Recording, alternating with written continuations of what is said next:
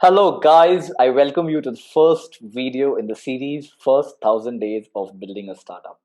I'm so excited to be doing this series, and the very first video is about the top reasons why you should start up. Now, before I can start preaching on why you should start up and how it changes you to become a better individual and all of that, I need to tell you that if I have the confidence to come in front of the camera and start blabbering and start giving you gyan or whatever intentions that I have, it is primarily because of the startup experiences that I had while I was trying to build my startup Stone Santa. Without further delay, let's get started. The very first thing a startup teaches you is to solve problems. So there are a few stages which you have while you're trying to solve problems. Before you start solving them, you need to first identify them, and then you solve them, and then you make the process more efficient, and then you kind of repeat it. So this entire process of identification, solving, and making the process efficient, you will encounter hundreds and thousands of problems as an entrepreneur, and that very process of solving these problems can make the entire journey of entrepreneurship so much fun. And while you're solving these problems, you learn to explore yourself. Now, not long ago, I was an engineer who was lost, trying to figure out if he should be taking up a job or he should be going for higher studies.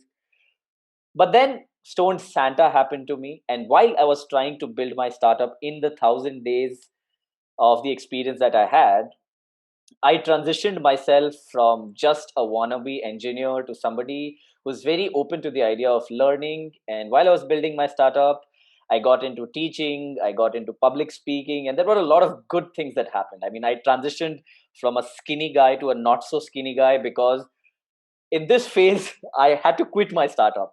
And when I quit my startup, I was like, oh, damn, my life is finished. But I'm still very grateful that my startup experiences taught me a lot. So let's go next. Third is building skills. Now, when you're solving problems, when you're exploring yourself, you of course would be building skills. Now, depending on the industry that you belong to, there would be different skills that you will pick up. As far as I am concerned, while I was trying to build Stone Santa, I learned how to do sales, how to do a little bit of marketing, and then I got into digital marketing. That got me into storytelling and content creation. That got me into writing answers on Quora. And then something happened. I quit my startup and now I'm on YouTube. And I think this entire process of building skills is like a constant thing.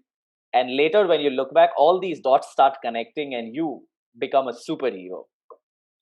Now, whatever it is that you're doing, if you're trying to be an Ola, Uber, or you're trying to build a competitor for Stone Santa, whatever you might be doing, it is going to require buckets full of patience and perseverance. Because if you think that you'll start up and probably a month or two later you will have your dream company making shitloads of money and getting a lot of customers, you might be wrong. Now, I ran Stone Santa for about 3.5 years or so, and we still did not get to the position that I had anticipated when I started my company. So I think this is something that I'm still trying to get better at, being a little more patient. But yeah, starting up teaches you this. Now, extreme ownership, this is something that I might spend a little time on. Now, when I started my company and whenever something would go wrong, I would immediately put the blame on somebody else. For instance, if the order that had to be delivered to a person X got delayed, I would, instead of looking at what really made the delay, order delay, I would look at and blame the artist or the courier company or somebody. And then for a long time, I found myself blaming my parents, saying that, hey, you've allowed me to start up, but you're not really giving me that support that I should require.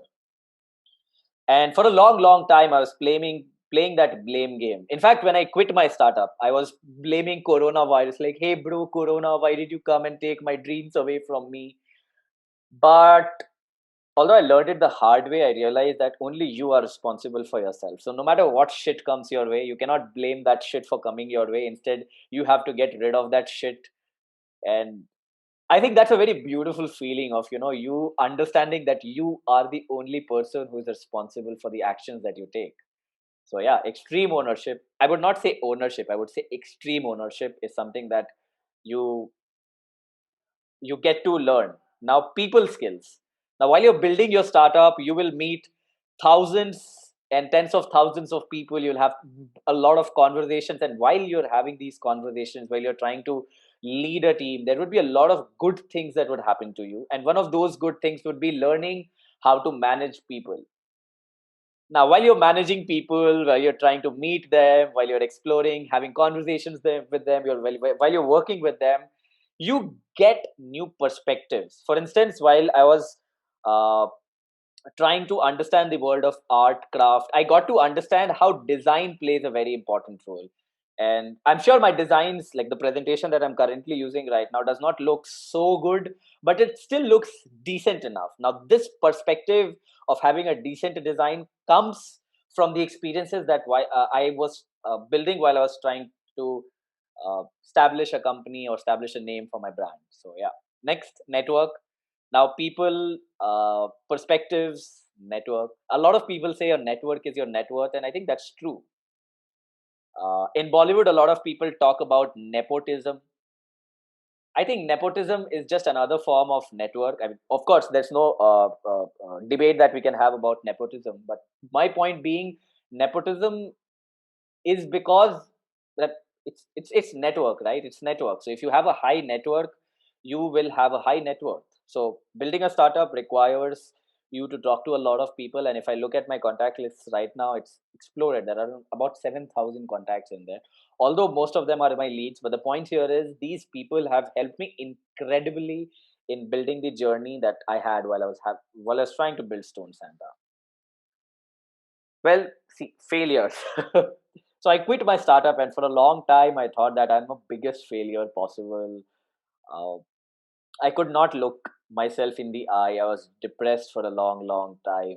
But then, with time, I was able to make peace with it because I realized my startup might have failed, but I have not. So when I was trying to figure out and make peace with the decision of letting my startup go, that process taught me belief in myself, and that belief has got me to start making efforts to creating these YouTube videos, which I hope you are watching. And if you are watching, pat yourself on the back and drop in an apple in the comments, because that is all I can ask for.